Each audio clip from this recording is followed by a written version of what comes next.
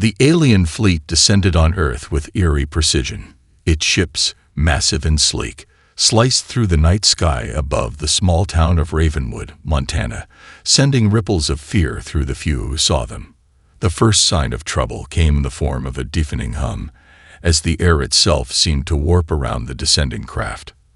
Within moments, the first ship landed at the edge of the town, its engines thrumming with an unnatural energy. The others followed suit, touching down with mechanical grace in various fields and wooded areas. In a moment, the town was completely encircled.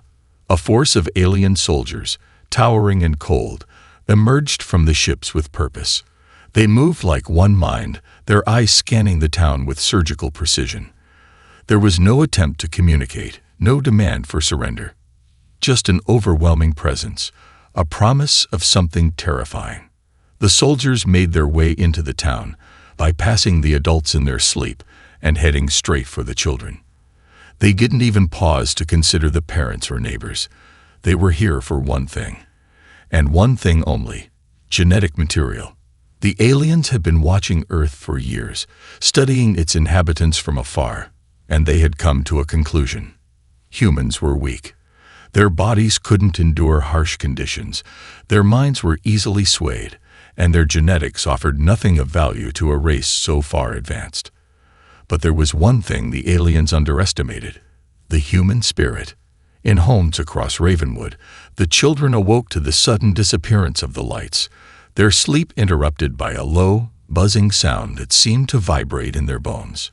Charlie, only 10 but already sharp-eyed, was the first to hear it. He blinked against the dark and felt the presence of something wrong. At the same time, his older sister Emma, 14 but already becoming the de facto protector of her younger siblings, stirred from her bed. Her heart raced as she heard the footsteps on the floor above and below. The children in the town didn't panic. They were confused, yes, but instead of fear, they showed a curiosity that set them apart from every other species the aliens had ever encountered. The soldiers, draped in heavy, otherworldly armor, didn't know what to make of it. The humans weren't running. They weren't crying out in terror. Instead, they whispered to one another and slowly, cautiously, began to gather together. Emma, with Charlie by her side, knew they had to act quickly. They made their way to the door, where she carefully lifted a panel from the floor to reveal a small, hidden space. She whispered to the other children, urging them to stay quiet and keep calm. But before they could hide completely, a loud bang echoed from the front of the house, and the door was kicked open. The alien soldiers stormed in, their cold eyes locking onto the children. They didn't speak. They didn't need to. The children knew what was coming next. The soldiers moved with precision, picking them up one by one without resistance. The humans were to be studied, experimented on, sacrificed for some greater purpose. And yet there was something about this group of children that made them different. There was no desperation in their eyes, no begging for mercy. They were silent, but there was a sense of unity among them, a shared understanding that they weren't just captives, they were something more. The children were herded onto the alien ships in silence, their hands bound by strange energy cuffs that left their wrists tingling with a faint, unnatural pulse. Emma kept her head high, watching the other children around her with a quiet determination. Charlie, smaller and quicker, stood next to her, his eyes darting to the aliens who surrounded them. The creatures were unlike anything they had ever seen. Tall, thin, and unnervingly still. Their eyes glowed with an eerie, pale light, and their skin was a muted shade of gray, almost translucent in places. They looked nothing like the monsters from the horror movies they had seen, yet something about them felt far more terrifying. The ship was cold, colder than anything Emma had ever felt. The metallic walls seemed to hum with a low, constant vibration, and the air had a sterile, metallic taste. As they were pushed into a containment chamber, Emma tried to steady her breathing. She didn't want to show fear. She couldn't afford to show fear. She looked around at the other children, their faces pale with confusion. Some were whispering to one another, others staring blankly ahead, their minds still trying to make sense of what had just happened. There was no way to escape. Not yet. But Emma didn't need to act just yet. She needed to gather her thoughts, to plan. There were no adults here to protect them, no one to save them. It was up to the children. "Charlie," she whispered, keeping her voice low. "We're going to be okay. Just stay close." Charlie nodded, his small hand slipping into hers. "I know, Emma. I don't like how quiet they are. They don't even talk." Before Emma could respond, a soft voice interrupted her thoughts. "I'm Dr. Morgan," the woman said, her voice surprisingly gentle compared to the alien captors. She was human, though her uniform marked her as part of the alien scientific team. She stood at the door to the chamber, a calm expression on her face as she observed the children. "They're going to be fine," Dr. Morgan continued. "The process won't take long. You just need to stay calm, and you'll be back home before you know it." Emma didn't trust her words. There was something off about the way she said it. Too rehearsed, too distant. Emma watched as the woman turned away, her footsteps echoing through the cold chamber. "Stay calm," Emma repeated to herself, clenching her fists. If she stayed calm, the others would too. They had to. Suddenly, the walls of the chamber began to shift, opening into a large, sterile room filled with glowing consoles and strange machinery. There, standing in front of a gleaming table, was an alien who seemed to tower over everyone, Commander Zoreth. His eyes glowed brighter than the others, and his presence seemed to make the very air grow heavy. He studied them without speaking, his gaze intense, as if he was trying to measure something inside each child. Zoreth's voice broke the silence, deep and resonant. "We have been monitoring your species for quite some time. You are weak," he began, his voice cold and devoid of any emotion. "Yet there is something different about you." Emma's heart skipped a beat. Different. They had to find a way out before different meant something far worse. "Do you understand what is about to happen to you?" Zoreth asked, his eyes never leaving them. Charlie swallowed hard, but Emma spoke before he could respond. "We'll never break," she said, her voice steady despite the fear gnawing at her stomach. Zoreth's eyes flickered with something like amusement, though his expression didn't change. "We'll see about that." The doors to the chamber closed with a sharp hiss, trapping the children inside. In a moment, the town was completely encircled. A force of alien soldiers, towering and cold, emerged from the ships with purpose. They moved like one mind, their eyes scanning the town with surgical precision. There was no attempt to communicate, no demand for surrender. Just an overwhelming presence, a promise of something terrifying. The soldiers made their way into the town, bypassing the adults in their sleep and heading straight for the children. They didn't even pause to consider the parents or neighbors. They were here for one thing, and one thing only: genetic material. The aliens had been watching Earth for years, studying its inhabitants from afar, and they had come to a conclusion. Humans were weak. Their bodies couldn't endure harsh conditions, their minds were easily swayed, and their genetics offered nothing of value to a race so far advanced. But there was one thing the aliens underestimated: the human spirit. In homes across Ravenwood, the children awoke to the sudden disappearance of the lights, their sleep interrupted by a low, buzzing sound that seemed to vibrate in their bones. Charlie, only 10 but already sharp-eyed, was the first to hear it. He blinked against the dark and felt the presence of something wrong. At the same time, his older sister Emma, 14 but already becoming the de facto protector of her younger siblings, stirred from her bed. Her heart raced as she heard the footsteps on the floor above and below. The children in the town didn't panic. They were confused, yes, but instead of fear, they showed a curiosity that set them apart from every other species the aliens had ever encountered. The soldiers, draped in heavy, otherworldly armor, didn't know what to make of it. The humans weren't running. They weren't crying out in terror. Instead, they whispered to one another and slowly, cautiously, began to gather together. "Emma, with Charlie by her side, knew they had to act quickly. They made their way to the door, where she carefully lifted a panel from the floor to reveal a small, hidden space. She whispered to the other children, urging them to stay quiet and keep calm. But before they could hide completely, a loud bang echoed from the front of the house, and the door was kicked open. The alien soldiers stormed in, their cold eyes locking onto the children.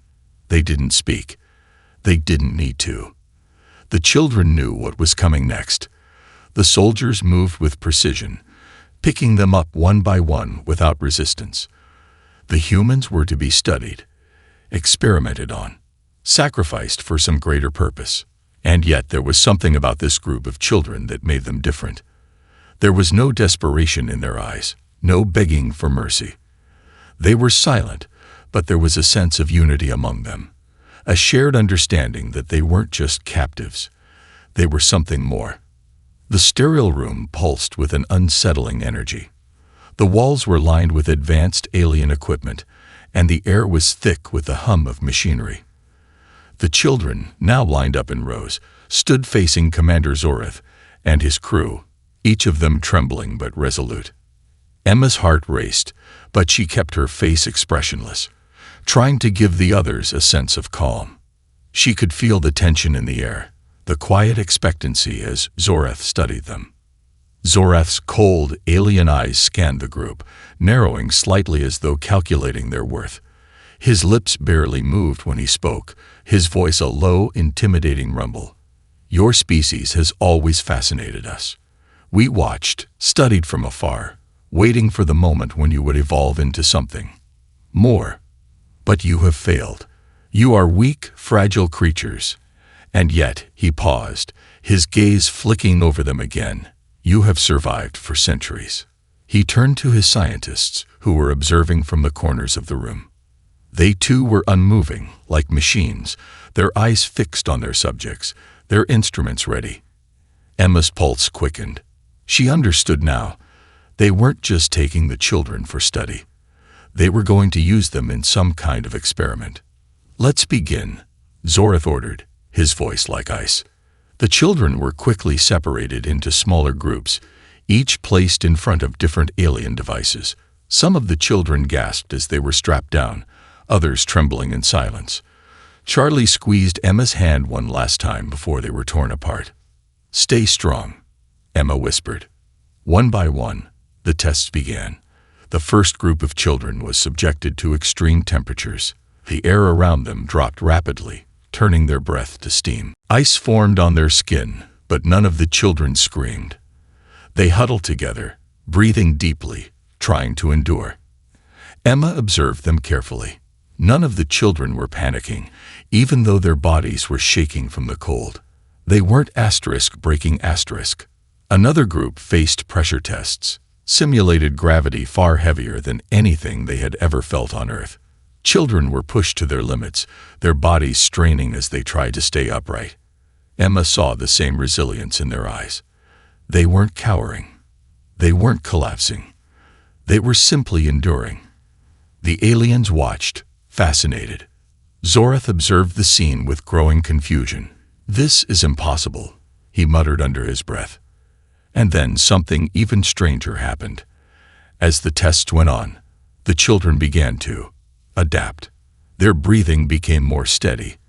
They seemed to learn how to move more efficiently, how to handle the pain, how to conserve their energy. It was as if they had become stronger with each passing moment. Emma looked over at Charlie, who was gritting his teeth as he endured the pressure test, and she felt something stir within her, a quiet but powerful realization. The humans weren't just surviving these experiments. They were growing stronger. Zorath's frustration grew, his hands clenching at his sides. "What is this?" he demanded. "How can they endure this?" He turned sharply to Dr. Morgan, his voice rising in anger. "Explain this to me." Dr. Morgan, her face pale but composed, gave a small, hesitant nod. It's not their bodies," she said quietly, almost as if she was speaking to herself. "It's their minds. They adapt too quickly." Zorath's eyes widened in disbelief. "Impossible." Their minds can't be stronger than their bodies. But as the children continued to defy the alien tests, the truth was becoming clear to all who watched. There was something about humanity, something inside them, that could not be easily crushed. "Let's increase the pressure," Zorath commanded. "I want to see how far they'll push it." But Emma was already making a plan. She saw now that their strength wasn't just physical. It was something far deeper, a strength born of their unity, their resilience, their refusal to accept defeat. And the aliens didn't even understand it yet. The tests became more intense, more brutal. The children were subjected to unbearable conditions, yet none of them showed signs of giving in.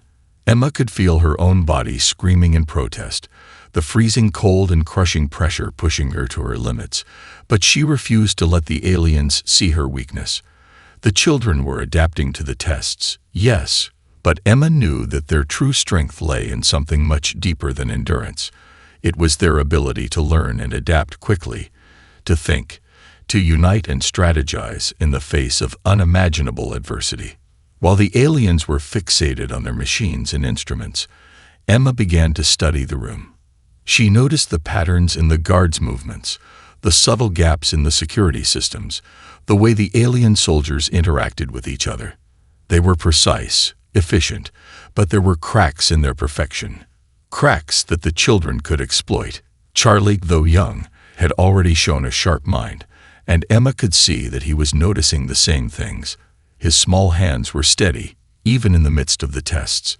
They were learning faster than the aliens could keep up with. "Stay alert," Emma whispered to him when she caught his eye. "We're going to need to be ready." Charlie nodded, his face serious despite his small frame. He wasn't frightened.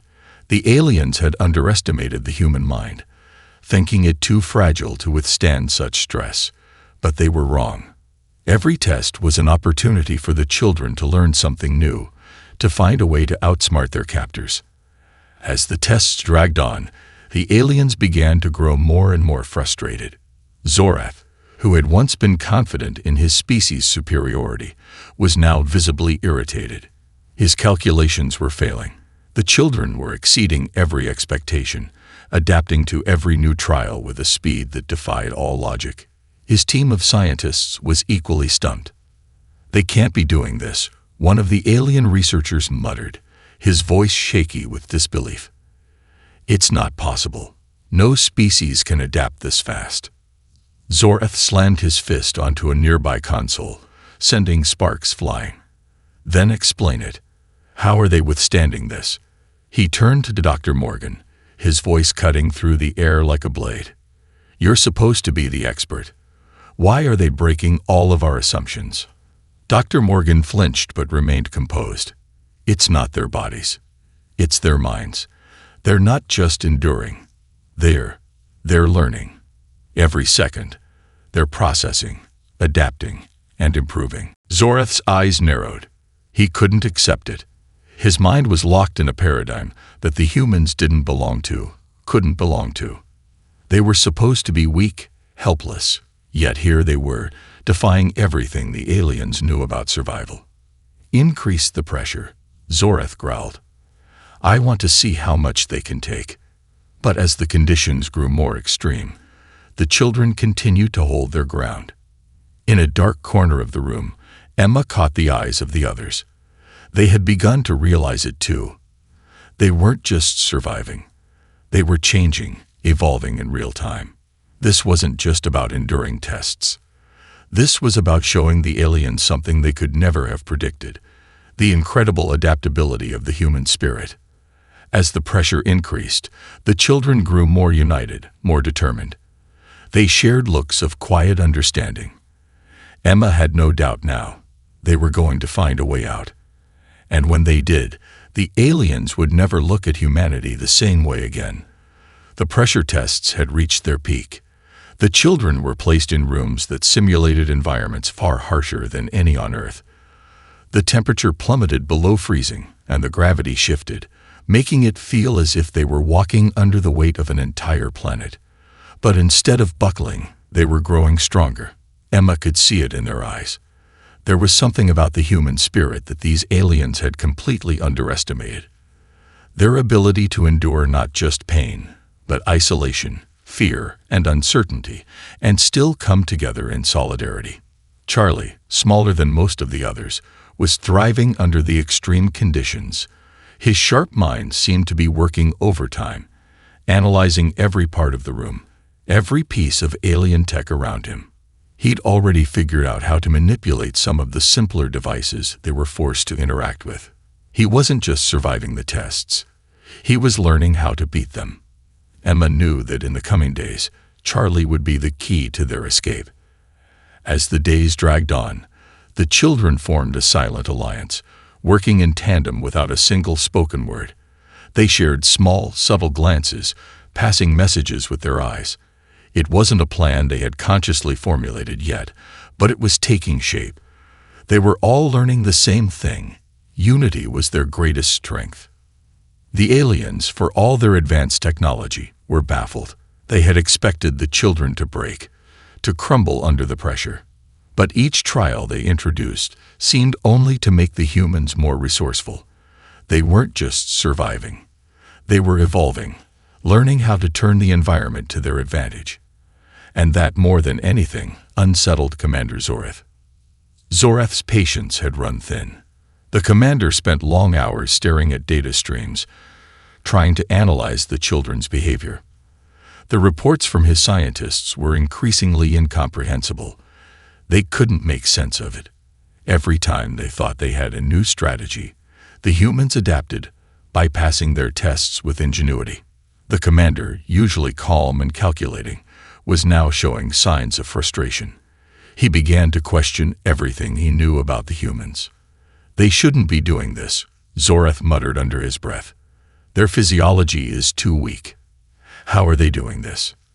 Dr. Morgan, observing the tests from a corner of the room, spoke softly. "It's not their physiology. It's their minds. They're not like other species we've encountered. They're adapting too fast for us to keep up." Zorath turned to her, his eyes filled with disbelief. "Are you suggesting that these humans are somehow superior to us?" Dr. Morgan hesitated, clearly uncomfortable with the question, but her eyes flickered toward the children. "Not superior. Just different. They're a species unlike any other. Their ability to endure and adapt is beyond what we understand." Zorath clenched his fists. The humans had turned his perfect plan upside down. They had shown him an inconvenient truth. Humans were far more dangerous than they had ever imagined. And now, something had to change. Emma and the children could feel the shift in the air. The aliens were starting to get desperate. They would soon make a mistake.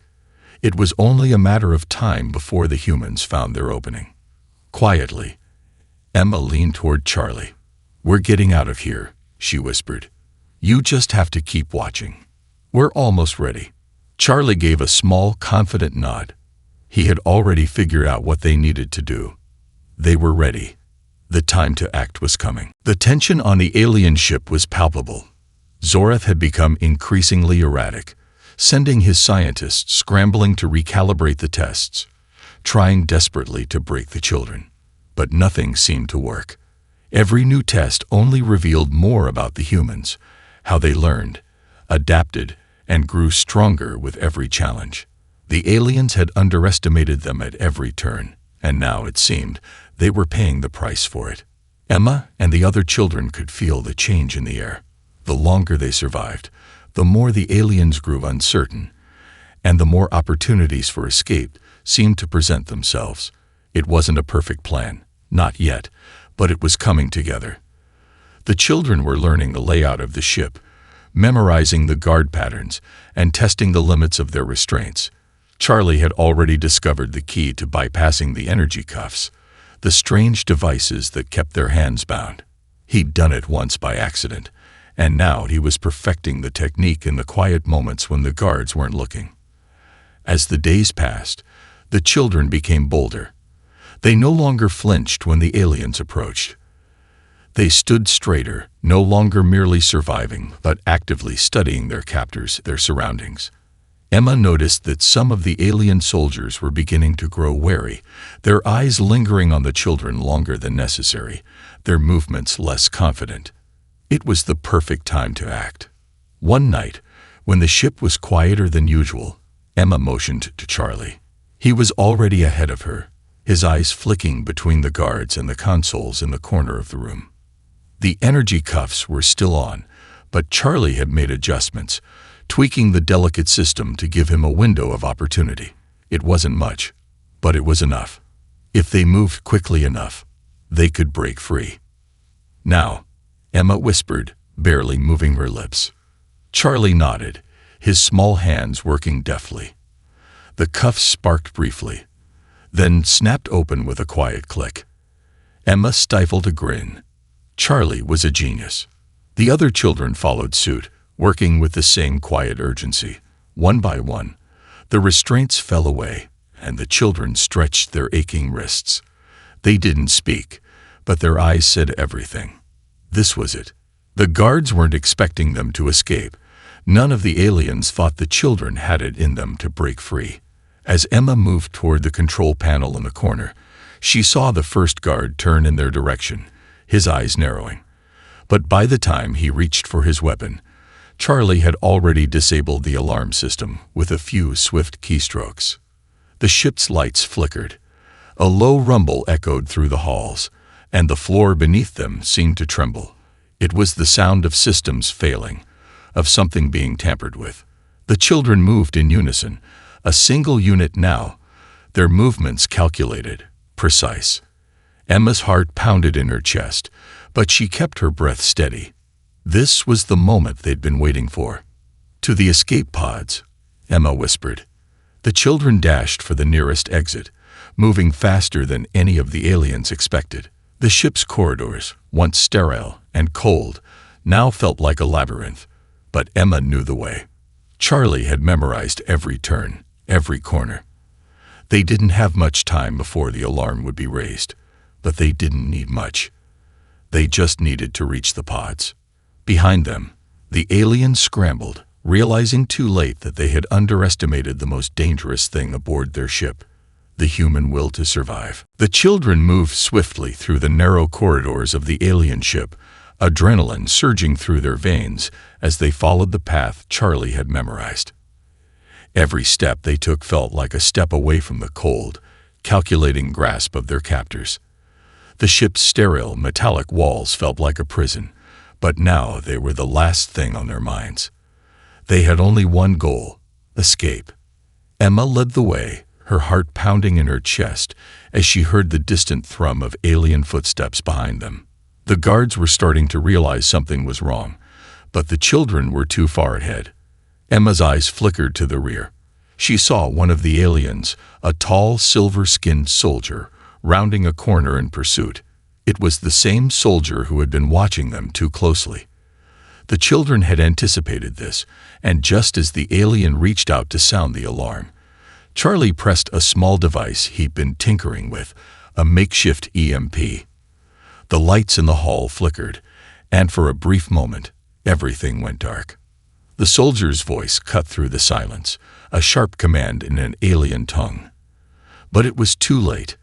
The ship's systems had momentarily crashed. The backup systems would kick in soon, but the children had been given precious seconds. They bolted forward, faster now. The exit pods just ahead. Charlie's pulse raced as he tapped the console to open the hatch.